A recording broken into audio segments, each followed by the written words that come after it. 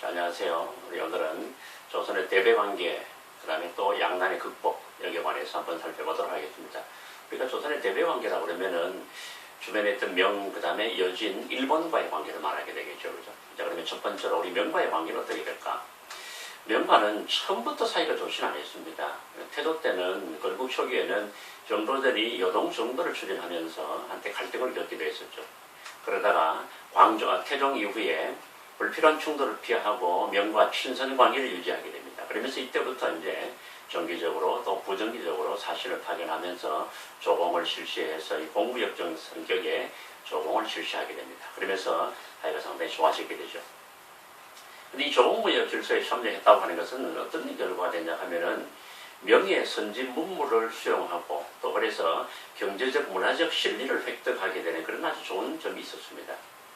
그래서 왕권의 안정과 동아시아에서의 국제적인 지위를 확보하게 되는 그런 결과를 가져오게 되었죠.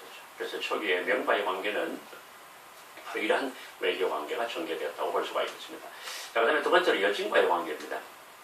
여진과의 관계는 교림 정책에 그죠. 아까 명과의 관계는 사대라고 그러는데 여진과의 관계는 교림 정책을 실시하게 됩니다. 그러면서 회유와 토벌 정책을 병행하게 됩니다. 먼저 회유책으로는 조선에 협력하거나 귀화하는 여진들에게는 관직과 토지를 지급하고요. 그리고 무역소를 설치해서 교류를 허용하게 됩니다. 반면에 강경책으로는 국경을 침범하게 되면 토벌을 하게 되고요. 그리고 세종 때 압록강 지역에 사군, 또 도만강 지역에 육진을 설치해서 오늘날과 같은 그런 국경선을 확정을 하게 됩니다. 이러한 강경과 회유책을 쓰게 되고요. 그러면서 이 여진족을 다 몰아내게 되자, 그러자 이 지역을 다스리기 위해서 사민정책을 실시합니다. 이 사민정책이라는 것은 이사를 한다는 얘기죠. 그죠? 바로 주민들을 이주시키는 정책입니다. 삼남지방에, 그러니까 경상도, 전라도, 그다음에 충청도, 이 삼남지방의 주민들을 북방으로 이주시키는 정책, 이게 바로 사민정책이 되겠습니다. 이렇게 이주를 시켜서 거기 가서 살게 하고요. 그 다음에 또 하나는 토관제도를 실시합니다. 조선시대에 지방관을 임명하는 제도 중에 상피제라고 있었습니다. 지방관을 파견할 때에 자기 출신 지역에 파견하지 않는 그런 원칙을 말하는데요. 그런데 이 함경도 지방을 다스리기 위해서는 토관, 그 지역의 토착민을 그 지방의 관리로 임명하는 그런 제도가 됩니다. 그래서 이 함경도 지방의 민심을 수습하려고 했었더랬죠. 그래서 여진과의 관계에서는 이런 외교 관계가 전개됐고, 그 다음 일본과의 관계는 어떨까요? 일본과는 처음부터 사신을 좀 파견하게 됩니다. 일본에서는 일본 국왕사를 파견하고, 조선에서는 통신사를 파견하게 되는데, 처음부터 많았던 건 아니고요. 그죠? 그리고 동네에 설치하는 외관 중심의 교육을 하게 됩니다. 동네에, 일본의 일본의 사람들을 위해서, 쉽게 말해, 여기서 관이라는 여관을 말하죠. 머무를 수 있는 그런 지역을 중심으로 설치를 해가지고, 여기서 이제 교역이 이루어지도록 하게 되고, 그 다음에 대마도와는 조공 형식으로 교역을 하게 됩니다. 그래서 일본과는 이런 교역이 이루어지게 되고, 그러면서 마찬가지 여기도 교련 정책을 실시하는데 당연히 회유책과 강경책이 됩니다. 회유책으로는 부산포, 제포, 연포 이 세 개 포를 향해서 여기서 무역을 하도록 허용을 해주게 됩니다. 그리고 우리의 대마도 주반은 개해약조를 체결해가지고 제한된 범위의 교역을 허용하게 됩니다.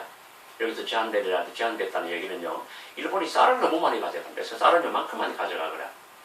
그 다음에 또 쌀뿐만 아니라 또 많이 가져가는 것이 뭐냐 그러면은 또 많은 배들이 들어와서 무역 양이 너무 많아지게 되니까 조선에서 이것을 교역을 좀 제한을 주게 됩니다. 그래서 쌀은 1년에 200석만 가져가도록 하고, 그 다음에 들어오는 배는 1년에 50척만 들어오도록 해서 교역을 좀 제한된 범위 내에서 허용을 하게 됩니다.